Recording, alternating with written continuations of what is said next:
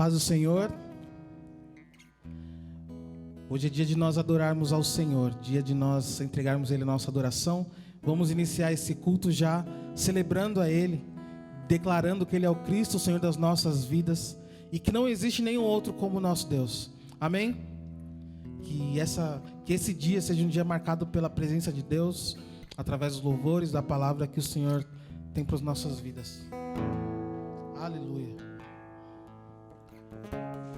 Que o Senhor invada os nossos corações, as nossas vidas, os nossos lares, você que está nos assistindo também. Que esse dia seja um dia para a glória do nosso Deus. O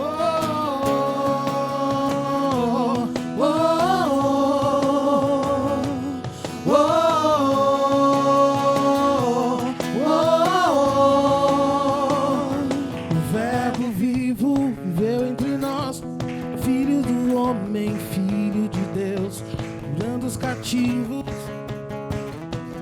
Era chegado o reino de Deus, foi humilhado, crucificado, tão rejeitado pelos seus, ressuscitado, glorificado, o inferno e a morte venceu. E agora quem dizem que tu és um profeta, um agitador qualquer? Teu Espírito me revela quem tu és, ungido de Deus. Declara aí, tu és o Cristo, Filho do Deus vivo, sobre essa rocha nós estamos firmados. Tua igreja está. Declara, tu és o Cristo, Filho do Deus vivo, rocha inabalável, outro igual não há, igual não há. Oh, oh, oh,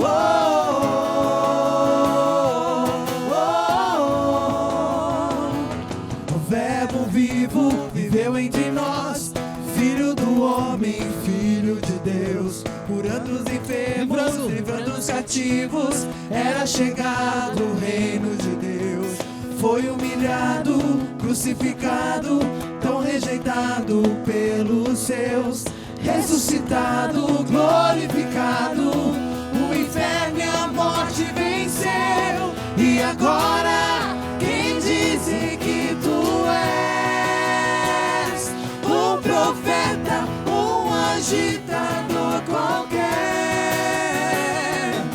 Teu Espírito me revela quem tu és, ungido de Deus.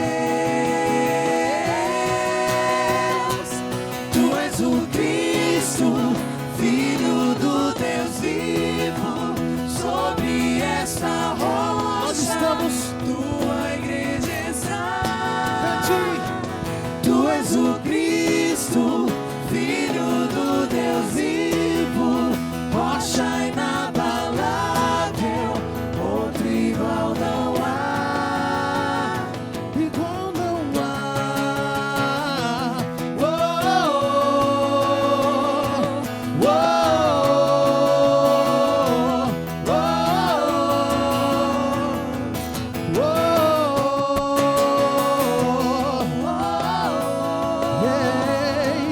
oh, oh, oh,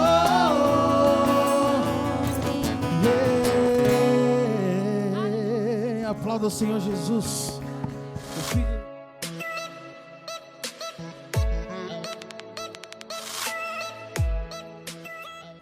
A paz, irmãos, tudo bem? Motivo de muita alegria estar aqui com os irmãos, louvando, glorificando a Deus. Gostaria que os irmãos abrissem a Bíblia em Romanos 12, né? Romanos é um livro que a gente estava lendo, né, por esses dias, né, o plano de nossa leitura bíblica, né, e é um livro que toca muito o meu coração, né, fala muito comigo, Romanos, né, e eu acredito que falou com os irmãos também, né. Romanos 12, somente os versículos 1 e 2, diz assim a palavra de Deus: portanto, irmãos, pelas misericórdias de Deus, peço que ofereçam o seu corpo como sacrifício vivo, santo e agradável a Deus. Este é o culto racional de vocês.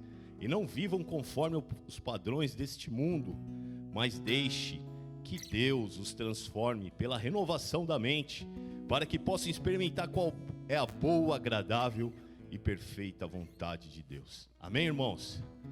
Essa palavra aqui fala muito ao meu coração, né? Nós temos que entregar um culto racional ao nosso Deus. Nós temos que entregar o nosso corpo, nossa alma, o nosso espírito, todo o nosso ser. Então é motivo de muita alegria estar com os irmãos, não importa as circunstâncias, né? Eu estou passando um momento difícil com o meu filho Samuel, né? Ele está passando por algumas dificuldades, questão médicas, né?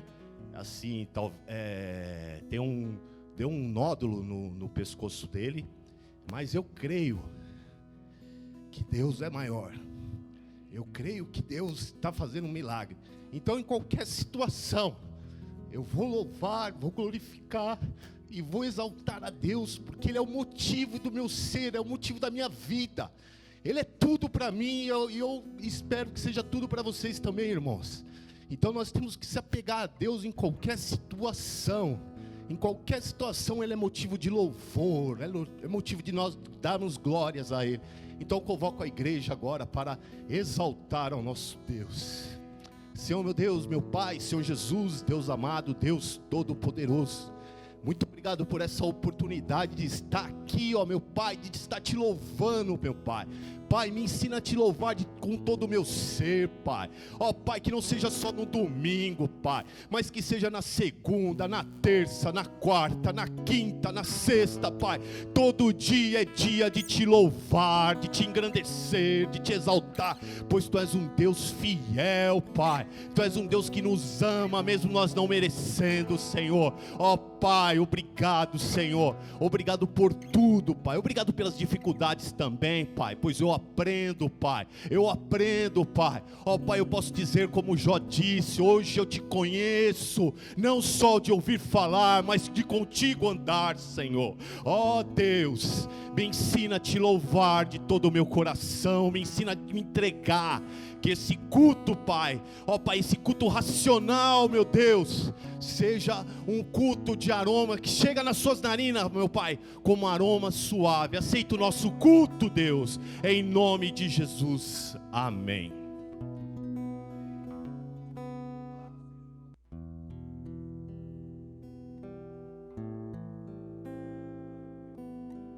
Aleluia. O nosso Deus é grande, amém? Nosso Deus, o Deus a que nós servimos, Ele é grande e Ele é poderoso. E Ele continua sendo o mesmo Deus que operou tantas coisas na vida de tantas pessoas, que pela história, nas nossas vidas também, Deus continua operando. Nesse dia nós vamos declarar que o Senhor é grande, que o Senhor é poderoso. Nós vamos declarar isso.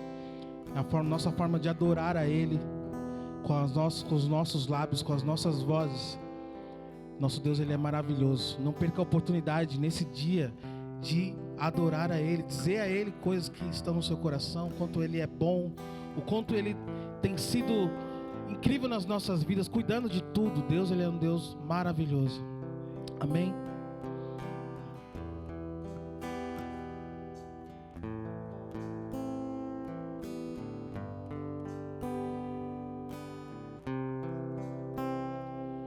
Por suas pisaduras fomos sarados, nosso coração está incendiado. Há uma multidão de filhos apaixonados, clamando: venha ao teu reino.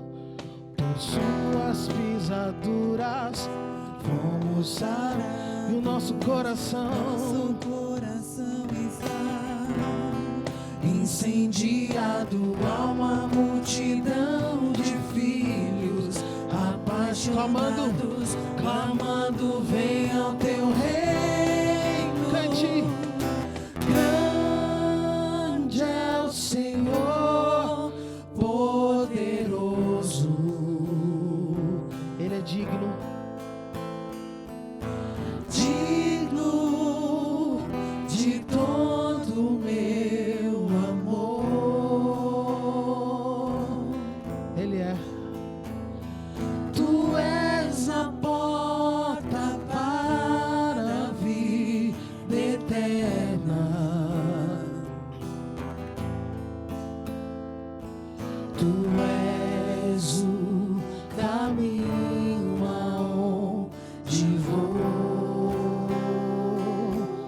por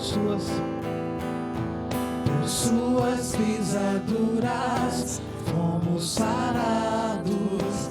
Nosso coração está incendiado. Há uma multidão de filhos apaixonados clamando: venha ao teu reino. Grande é o Senhor, poderoso. Só Ele é digno. Digno de todo meu amor. Tu és a porta para a vida eterna. Tu és.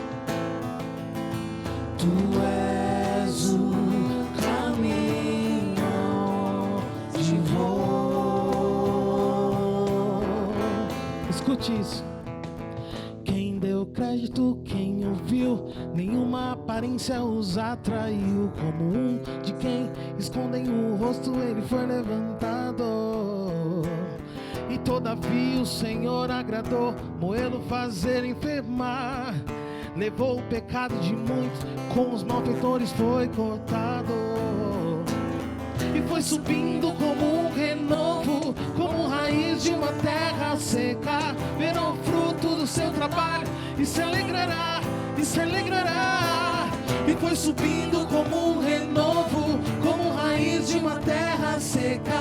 Verá o fruto do seu trabalho e se alegrará, e se alegrará. Grande é o Senhor, poderoso. Ele é digno, declare isso. Digno de todo meu amor.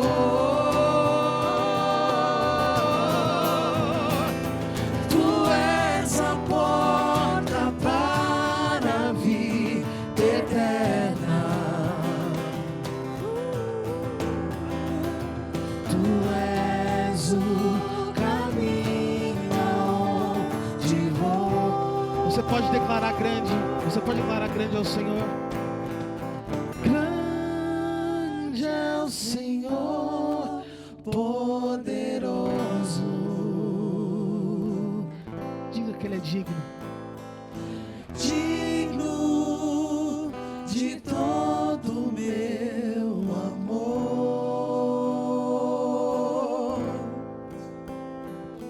Tu és a porta para a vida eterna. Tu és. Tu és o caminho aonde vou. Você pode ser grato ao Senhor nessa manhã. Senhor, nós somos gratos a Ti, Pai, pelo Teu amor, porque o Senhor tem cuidado das nossas vidas. O Senhor tem nos guiado no caminho que devemos seguir. O Senhor é o nosso caminho, Pai.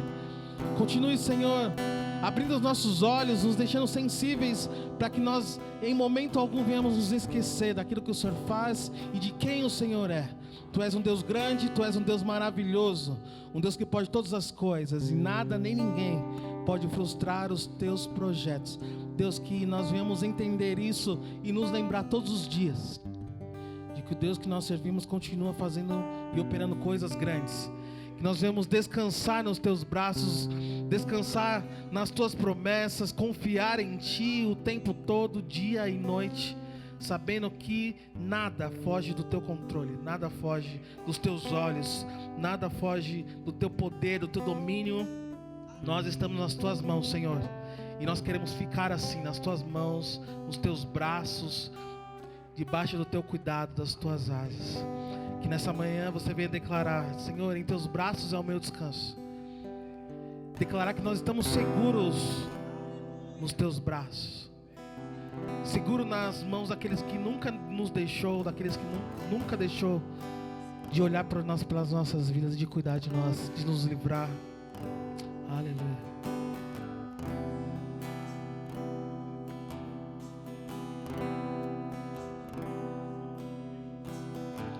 Seguro estou nos braços daquele que nunca me deixou.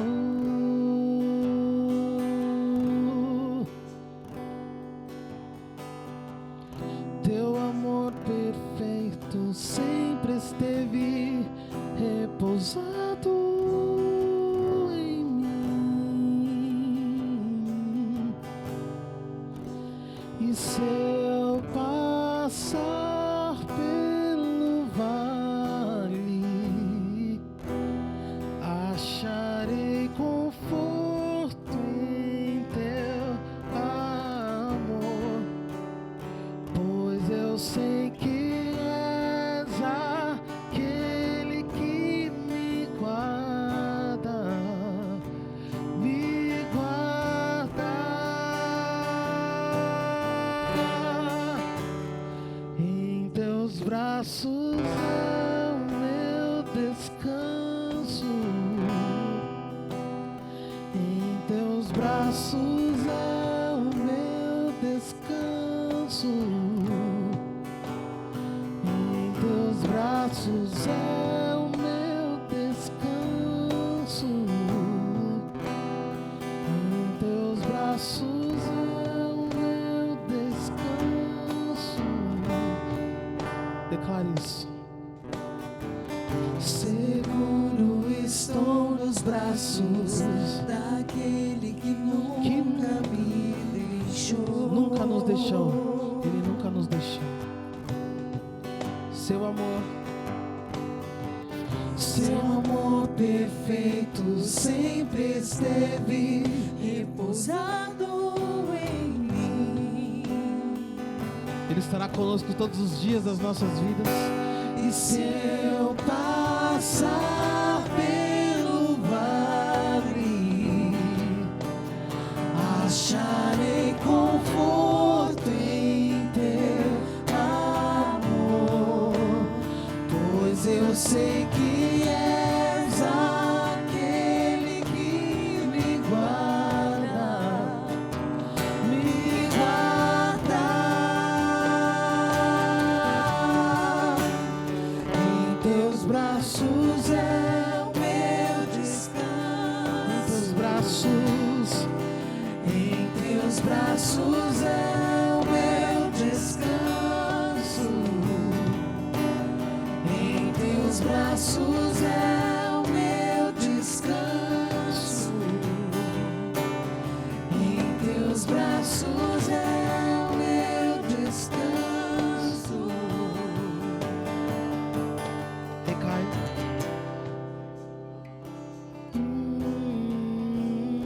Como é bom estar, Senhor, debaixo das tuas proteções. Como é bom estar debaixo da tua poderosa mão, Deus. Como é bom. Aleluia. Recaio em tua graça.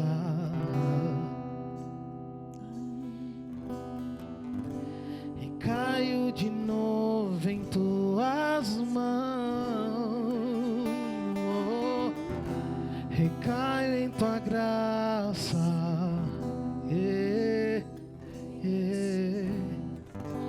E caio de novo em tuas mãos. Declare isso. E caio em tua graça.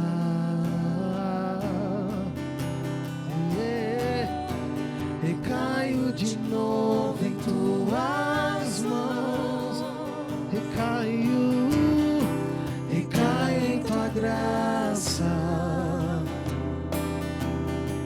Recaio de novo. E se eu passar? E se eu passar pelo vale, acharei conforto em teu amor, Pois eu sei que és aquele que me guarda, me guarda. Em teus braços é o meu descanso. em teus braços. Em teus braços é o meu descanso.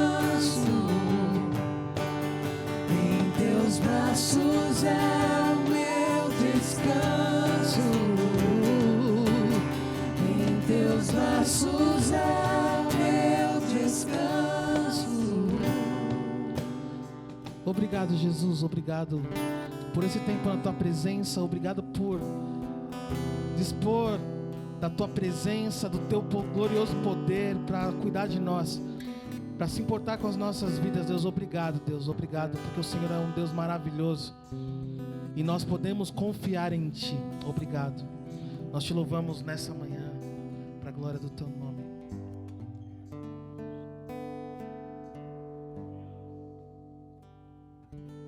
Graça e paz, irmãos.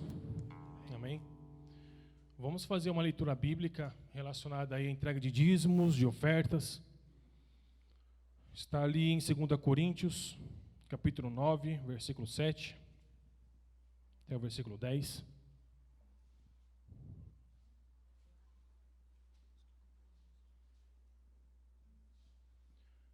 Segunda Coríntios 9, 7 a 10.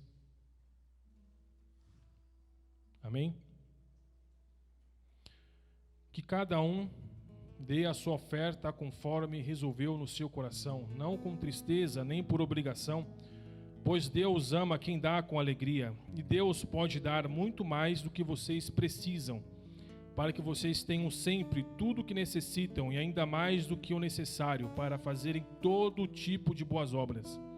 Como dizem as Escrituras Sagradas, Ele dá generosamente aos pobres e a sua bondade dura para sempre.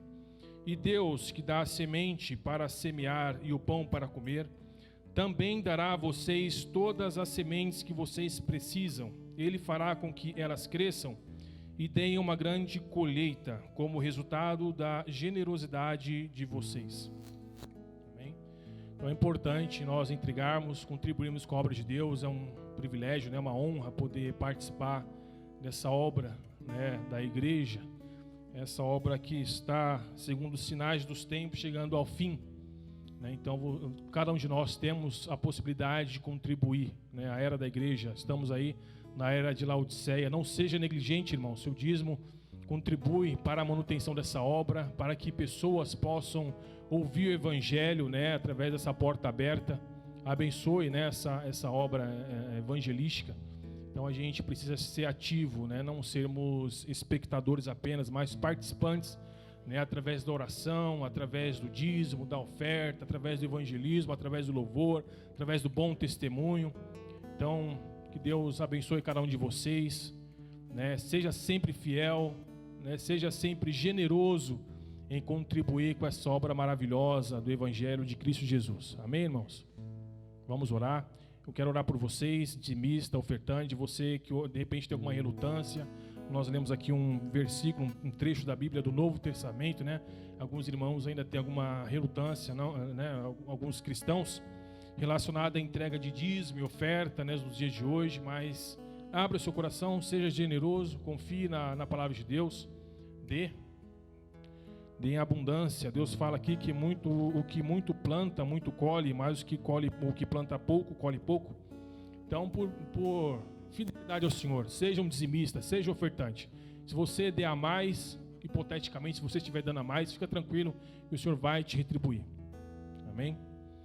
Senhor Jesus, nós consagramos a Ti, Pai Celeste, parte daquilo que recebemos durante o mês, Pai Celeste, confiando que Tu és o Deus protetor, Deus que está ciente de tudo que acontece na nossa vida, Deus que olha, Pai Celeste, tudo aquilo que nós viemos fazer em prol do Teu reino, seja financeiramente, seja em boas ações, Pai Celeste. Tu tens poder para mover as circunstâncias e reverter toda e qualquer crise em favor dos Teus filhos, ó Pai.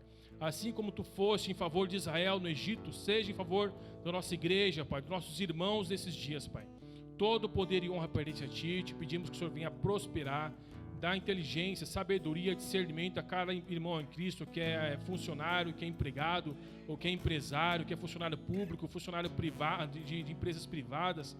Guia-nos segundo os Teus propósitos, Pai Celeste. Faze-nos sensíveis à Tua voz, ao Teu direcionamento. Eu te peço que venha prosperar, abundar, Pai Celeste, dar inteligência, capacidade, disposição, inteligência, graça, vitória a cada um deles na área financeira, profissional, ministerial, acadêmica, a vida afetiva, amorosa dos casais, as crianças, os jovens, adolescentes. Guia essa igreja pela Tua luz, em nome de Jesus Cristo. Glória a Deus. Amém.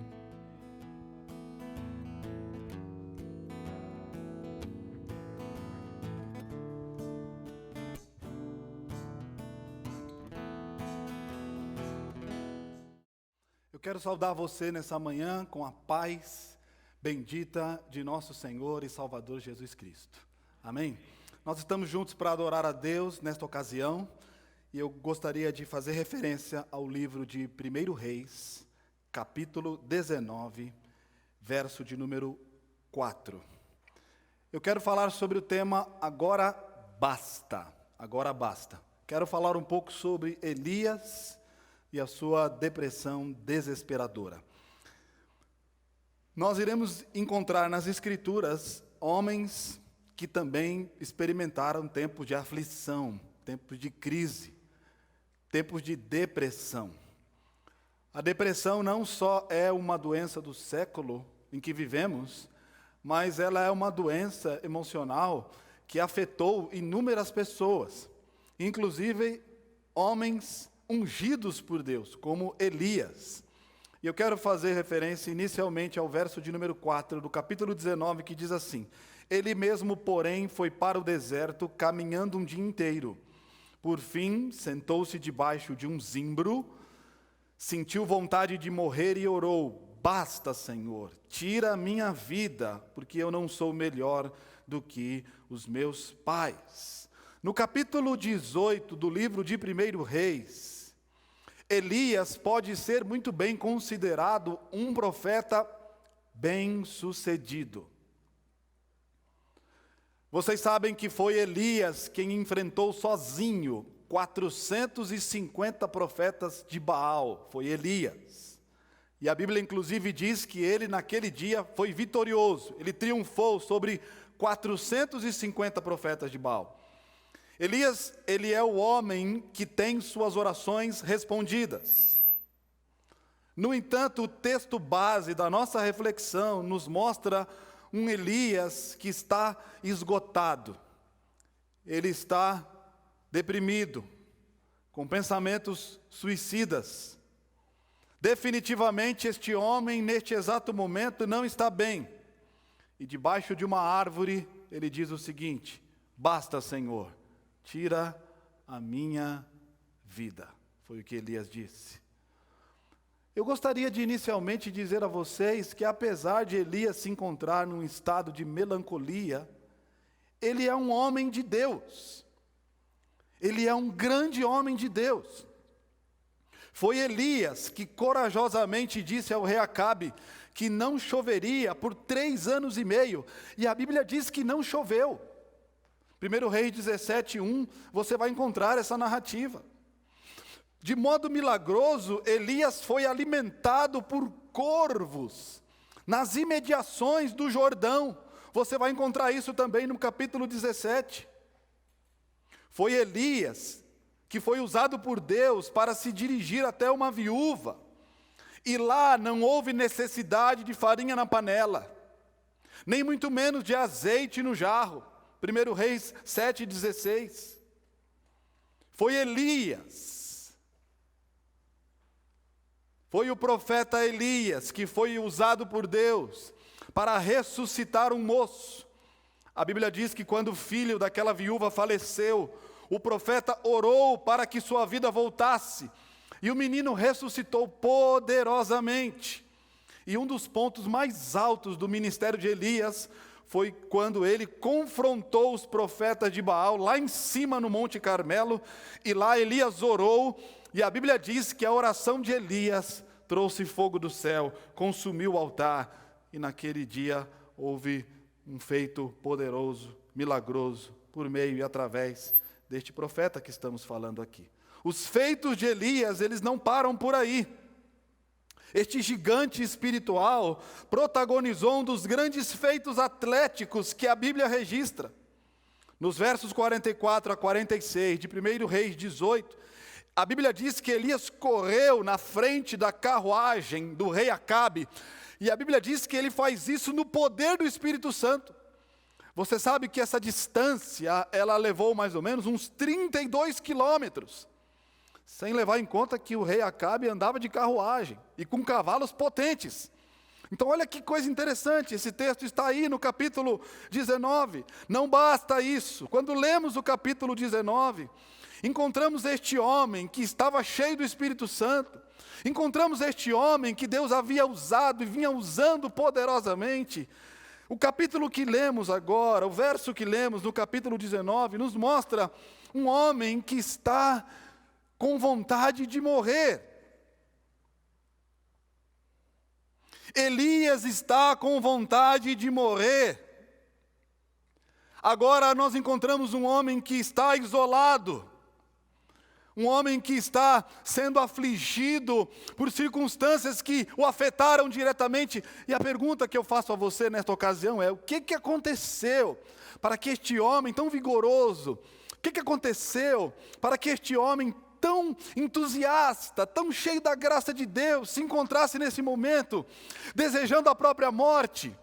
O que afetou o profeta Elias de forma tão direta que o levou a esse estado de melancolia, como se não valesse mais a pena viver e fazer a obra de Deus? O que aconteceu com este homem? A Bíblia diz que quando Jezabel, a esposa do rei Acabe, tomou conhecimento de tudo o que havia acontecido, observe em sua Bíblia o que diz o verso de número 2. Capítulo 19, verso 2. Então Jezabel mandou um mensageiro a Elias para dizer-lhe: que os deuses me castiguem se amanhã, a estas horas, eu não tiver feito com a sua vida se eu não tiver feito com a sua vida o mesmo que você fez com a vida de cada um deles.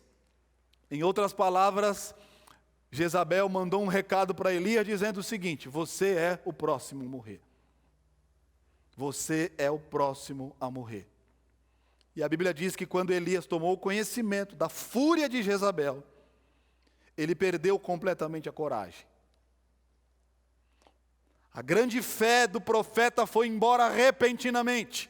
E o verso 3 nos dá essa mensagem. Observe comigo o que diz o verso 3. Elias ficou com medo, levantou-se e para salvar a vida se foi e chegou a Bérseba, que pertence a Judá, e ali deixou o seu servo. A Bíblia diz que Elias caminhou um dia inteiro pelo deserto afora. E quando ele chegou no deserto, ele fez a oração que está descrita no verso 4. Quero chamar sua atenção para essa oração mais uma vez. Ele mesmo, porém, foi para o deserto, caminhando um dia inteiro. Por fim, sentou-se debaixo de um zimbro, sentiu vontade de morrer e orou: basta, Senhor, tira a minha vida, porque eu não sou melhor do que os meus pais. Elias não deixou de ser um homem de Deus, e a prova de que ele não deixou de ser um homem de Deus é que ele levou essas queixas, o que estava no seu coração, em oração a Deus. Elias, naquele momento, faz uma escolha estranha. Ele escolhe que não quer mais viver. Isso nos leva a um ponto interessante nesta ocasião. Muitas pessoas se enganam ao pensarem que se elas confiarem em Jesus. Muitas pessoas se enganam quando pensam que assiduidade à igreja, compromisso com a obra de Deus, dedicação, esforço, profissão de fé, batismo, muitos se enganam quando pensam que estas coisas garantem a elas proteção espiritual, emocional ou física. Muitas pessoas se enganam em pensar que vida com Deus é sinônimo de que agora eu não tenho mais problemas. É sinônimo de que agora eu não enfrentarei mais dificuldades. Isso não é verdade. Isso nunca foi verdade. E não é verdade para nós que estamos nesses dias vivendo essa vida. Eu e você indistintamente sofreremos em uma medida ou outra. Um judeu sábio disse o seguinte: o homem que não sofre, o que é que ele sabe? Todos nós sofremos, estamos sofrendo, ou um dia sofreremos, nos enganamos. A nossa salvação em Jesus, ela não acaba com os nossos problemas. Em alguns casos, às vezes os problemas só começam a acontecer. Salvação em Jesus não acaba com os nossos problemas. Cristãos sinceros também se ferem e ficam desanimados e deprimidos. Homens piedosos também se deprimem. Mulheres piedosas também se entristecem. Os maiores líderes espirituais da história da nossa igreja, da história bíblica, que nós podemos conhecer, enfrentaram em suas vidas momentos de adversidade e se entristeceram, assim como Elias se entristeceu. Quantas vezes eu e você pensamos que não vale mais a pena seguir, que é hora de jogar tudo para o alto, que não vale a pena continuar investindo naquele relacionamento, que não vale mais a pena continuar servindo a Deus?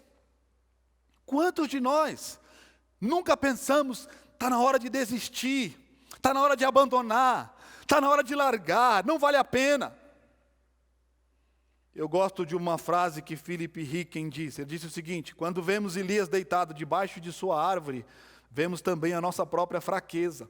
Quando encontramos Elias ali, debaixo daquela árvore, dizendo: basta, não vale mais a pena viver, eu não quero mais viver. Eu me enxergo, nós nos enxergamos, porque o profeta Elias não é muito diferente de mim, não é muito diferente de você, ele não é muito diferente de nenhum de nós. A fraqueza de Elias é a minha fraqueza também.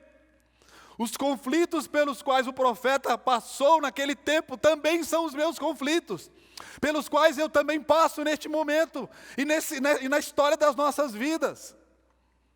E isso me traz refrigério, me traz esperança. Agora, eu queria refletir com vocês, pelo menos em 3 causas. Existem outras, mas eu quero destacar 3 delas que levaram Elias à depressão e que pode levar você também, eu e você, à depressão. Primeira delas, Elias estava cansado. Vocês sabem que estudiosos dizem que Elias correu 480 quilômetros, desde quando foi para Jezreel, depois ele vai para Bérseba, e depois ele vai lá para o Monte Horebe. Se você ler 1 Reis 19, verso 8, onde a viagem de Elias termina, alguns estudiosos dizem que ele correu cerca de 480 quilômetros. Isso cansa alguém fisicamente. O cara pode ter bom porte físico, pode ser igual o Rodrigo, que gosta de correr. Meia maratona, meia maratona, isso aqui é fichinha. Para Elias, meia maratona era uma fichinha. Ainda que Elias fosse um ótimo atleta, depois de uma jornada como essa, lá está o profeta à beira de um colapso físico. E vocês sabem que o cansaço físico faz com que nós fiquemos vulneráveis. O cansaço físico nos torna vulneráveis. Não vou conseguir falar essa palavra toda. Segunda causa que pode ter levado Elias à depressão. Elias, ele se isola de todo mundo. Nenhuma pessoa sobrevive fora do convívio com as pessoas. Se você se isolar das pessoas, se você se isolar do relacionamento, você vai adoecer. Elias agora é um crente solitário. E nenhum cristão prospera fora da comunhão dos santos. O resultado do rompimento dos nossos relacionamentos gera esses sentimentos pelos quais Elias foi atacado e afligido. Uma terceira causa que pode ter levado Elias à depressão é que ele sofreu uma forte oposição espiritual. Ele é capaz de vencer 450 profetas de Baal. Mas quando uma mulher chamada Jezabel disse: amanhã a esta hora eu te pego, Elias se viu sob um forte ataque. E isso o levou ao desespero. E não podemos negar que Jezabel aqui é um instrumento direto de Satanás. Não era uma simples mulher. Era uma mulher que estava sendo usada por Satanás. E esse ataque frontal fez com que Elias também se sentisse naquele estado de melancolia e tristeza. A questão é que quando enfrentamos um quadro como esse, ou um quadro parecido, temos de ser capazes de identificar quais são as causas da nossa tristeza. O que está me levando a sentir o que eu estou sentindo? O que está me levando a pensar o que eu estou pensando? O que está causando em mim essa tristeza, essa desesperança, essa falta de perspectiva? O que está gerando em mim essa falta de fé para encarar a vida e os problemas de uma forma diferente? Meu querido irmão, se o cansaço é físico, então descanse. Descanse e revigore suas energias. Se o seu problema é o isolamento, nada melhor do que vir à igreja. Nada melhor do que estarmos juntos e aqui não só adorarmos a Deus, mas conversarmos uns com os outros. E saber que o outro vai bem, e saber que o outro está usufruindo da mesma graça que eu e você experimentamos de Deus. Nada melhor do que a comunhão. Se você está neste momento da sua vida sobre um forte ataque espiritual, nada melhor do que pedir proteção a Deus. Orar a Deus e dizer: Deus, guarda-me, protege-me, livra-me do mal, livra-me dos ataques diretos do inimigo contra a minha própria vida. Nada melhor do que orar. E a boa notícia para nós nessa ocasião é que há cura para esse estado de melancolia, há cura para a nossa própria depressão, há um remédio, e é isso que eu quero falar com você neste momento. Elias, ele não foi abandonado por Deus, essa é a primeira grande verdade. Nos momentos mais difíceis da vida de Elias, Deus estava com ele, e está conosco também nesta ocasião. Bendito seja o nome do Senhor. Chamo sua atenção para o capítulo 19, verso de número 5 até o verso 7. Deitou-se e dormiu debaixo de um zimbro. E eis que um anjo tocou nele e lhe disse: levante-se e coma. Elias olhou e viu, perto da sua cabeça, um pão assado sobre pedras em brasa e um jarro de água. Comeu, bebeu e tornou a dormir. O anjo do Senhor voltou, tocou nele e disse: levante-se e coma, porque a viagem será longa. Elias foi tocado por um anjo por 2 vezes. O Deus de Elias é o Deus que eu e você servimos, que por sinal é o mesmo Deus que ama o seu profeta, mesmo que este profeta esteja desejando a morte. É o mesmo Deus que estava com este profeta quando ele estava lá em cima do Monte Horebe. É o mesmo Deus que estava com este profeta quando este profeta estava pregando a palavra de Deus. Preste atenção nesta verdade. Nada do que você faça ou venha fazer mudará o fato de que Deus já o ama. O amor de Deus por você em Jesus Cristo não é circunstancial, é perpétuo, é contínuo. A Bíblia diz que Ele nos amou primeiro. Guarde essa verdade no seu coração. Eu não preciso provar nada para Deus. Você não precisa provar nada para Deus. Você não precisa tentar impressionar a Deus com as coisas que você faz. Você não precisa tentar convencer a Deus de que você merece alguma coisa. Nós não precisamos disso, porque Ele já nos ama. Porque Ele amou o mundo de tal maneira que deu o seu Filho unigênito, para que todo aquele que nele crê não pereça, mas tenha a vida eterna. Quando Elias disse a Deus: basta, ele descobriu naquele momento que a graça de Deus é mais do que suficiente. Deus tinha planos para Elias. Deus ainda tinha planos brilhantes para aquele homem. E Deus continua tendo planos especiais em relação a mim, em relação a você. Uma segunda verdade maravilhosa é que não pense que os problemas irão se resolver rapidamente. Os problemas não vão se resolver rapidamente. Não foi assim com Elias. Na verdade, me parece que os problemas de Elias, eles pioraram.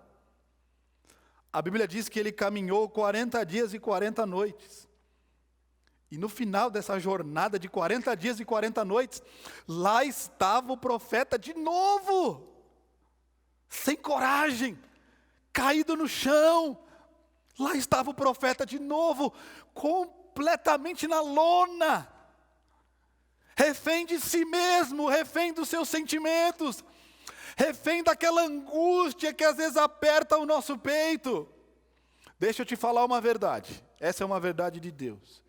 Não pense que lendo 2 versículos por dia, consultando aquela caixinha da promessa, tirando um versículo para profetizar sobre a sua vida. Não pense que lendo uma frase de efeito de um grande autor. Não pense que fazendo isso, você se verá completamente livre dos seus problemas. Mesmo os cristãos mais fortes, às vezes eles precisam de um tempo para recuperar a alegria e o vigor. A cura é um processo que às vezes leva tempo. Não é um processo automático que acontece da noite para o dia e faz com que você seja a pessoa mais extraordinária da face da terra. Grandes homens tiveram que conviver com realidades adversas e foram sendo curados ao longo do tempo. Elias entrou numa caverna e lá dentro daquela caverna, lá está Elias, tendo mais um estado de autocomiseração. Observe comigo versos 9 e 10. Olhe para a sua Bíblia. Ali entrou numa caverna, onde passou a noite. E eis que a palavra do Senhor veio a ele e lhe disse: o que você está fazendo aqui, Elias? Ele respondeu: tenho sido muito zeloso pelo Senhor, Deus dos exércitos, porque os filhos de Israel deixaram a tua aliança, derrubaram os teus altares e mataram os teus profetas à espada. Só fiquei eu. E eles estão querendo tirar minha vida. Lá, aqui está um Elias, cheio de justiça própria. Ninguém se importa. Ninguém é capaz de me ajudar. Só eu sou maduro o suficiente para lidar com isso. Ninguém é maduro. Ninguém me ama. Eu não suporto mais isso. Deixa eu te falar uma coisa. Se estas são coisas que você diz a você mesmo, não me surpreende o fato de que você fique desanimado com certa frequência. Se frases como essa são frases que ocupam sua mente, e se você às vezes diz isso para o seu próprio coração, eu não fico assustado então de saber que você esteja correndo sérios riscos de entrar num estado de melancolia e depressão. Porque essas não são frases que devem ocupar sua mente e o seu coração. Deus não quer que eu fique nesse processo de autocomiseração, como se eu fosse melhor do que todo mundo, e todo o restante do mundo não pudesse se quedar aos meus pés. Diante deste novo surto do profeta, o que Deus fez? Qual foi a reação de Deus diante desse quadro, mais um quadro calamitoso na vida do profeta Elias? A Bíblia diz, irmãos, que Deus não o abandonou. Pelo contrário, Deus falou com ele mais uma vez. E você sabe que Deus fala conosco? E Ele tem um modo de falar conosco. Vamos ver a forma como Deus fala com a gente? Verso 11 e 12. Veja a maneira como Deus falou com o profeta. Então foi-lhe dito: saia daí e fique diante do Senhor no monte. Eis que o Senhor estava passando, e um grande e forte vento fendia os montes e quebrava as rochas diante do Senhor. Mas o Senhor não estava no vento. Depois do vento houve um terremoto, mas o Senhor não estava no terremoto. Depois do terremoto veio um fogo, mas o Senhor não estava no fogo. E depois do fogo veio o som de um suave sussurro. E foi ali, nesse sussurro, que Deus falou com o seu profeta. Eu queria chamar sua atenção para isso.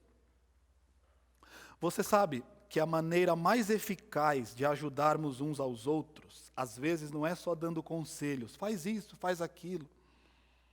Às vezes a maneira mais eficaz de ajudar o outro não é repreendendo: você está errado, você não devia ter feito isso. Às vezes essa não é a maneira correta de ajudarmos uns aos outros. Você sabia que muitas vezes eu e você precisamos, sabe do quê? Apenas de um toque de bondade, apenas isso. Apenas de alguém que olhe para você e diga: eu sei que você está passando. Eu sei que você está sofrendo. Porque todos nós, quando somos atacados, sofremos também.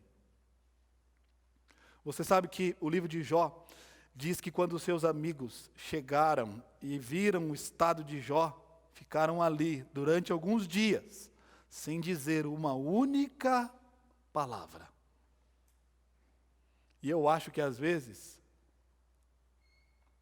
nós deveríamos nos comportar assim.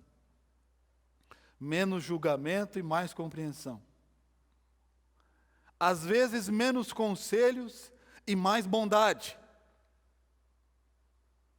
Eu quero lhe dizer, nessa ocasião, nós somos filhos de Deus.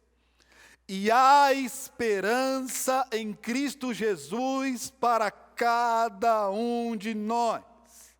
Assim como Deus ofereceu a graça, sua graça a Elias, por meio de Jesus Cristo, eu e você podemos ter descanso para as nossas almas cansadas. Foi Jesus quem disse, Mateus 11:28, venham a mim todos vocês que estão cansados e sobrecarregados, e eu os aliviarei. Ele é o nosso pão diário. Você pode crer nisso? Ele é o nosso pão diário. Ele é a luz que ilumina os nossos caminhos. Ele é a porta pela qual eu e você devemos entrar todos os dias. E eu quero te dar uma boa notícia, Romanos 8:1. Agora, pois, não há nenhuma condenação para aqueles que estão em Cristo Jesus. Enquanto que o diabo está colocando o dedo em riste e querendo acusar você, dizendo a você que você é um fracassado mesmo, que você que está nesse estado de depressão, de tristeza, e que você não deveria estar assim porque você é crente. Eu quero dizer para você que a Bíblia diz que Jesus riscou a cédula que era contra nós e suas ordenanças. Ele venceu a morte, para que eu pudesse hoje encontrar resposta, conchego, alegria em sua presença. Eu quero dizer para você nessa manhã que fomos perdoados, redimidos e o melhor, fomos recebidos em sua família. Sempre que nos sentirmos cansados ou esgotados, eu quero lhe dar um conselho e concluir dizendo isso: volte para a fonte. Todas as vezes que você se sentir cansado, retorne para a fonte da sua alegria. E eu vou lhe dizer, Jesus Cristo é mais do que suficiente. Ele ouve as orações angustiadas que fazemos a Ele. Ele conhece o seu desânimo. Ele conhece a minha e a sua depressão. A boa notícia é que Ele não nos abandona. Ele deseja perdoar os nossos pecados e nos conceder descanso para as nossas almas. É isso que Ele deseja fazer nesta manhã. Que Deus dê a você nessa manhã descanso para a sua alma, e que o nome dele sobre a sua vida nesta manhã seja glorificado. Quero orar com você, feche os seus olhos. Senhor, no nome de Jesus, a esperança para nós, porque o Senhor Jesus Cristo é a nossa esperança. Há alimento para nós em sua mesa, porque o Senhor é aquele que prepara um banquete especial para cada um de nós. Há, ó Deus amado, esperança para mim, para nós, porque em Cristo Jesus podemos sim ser mais do que vencedores. E nesta manhã, ó Deus, queremos descansar em Ti. O Senhor é um Deus que nos entende perfeitamente. Entende, ó Deus amado, os conflitos do nosso coração.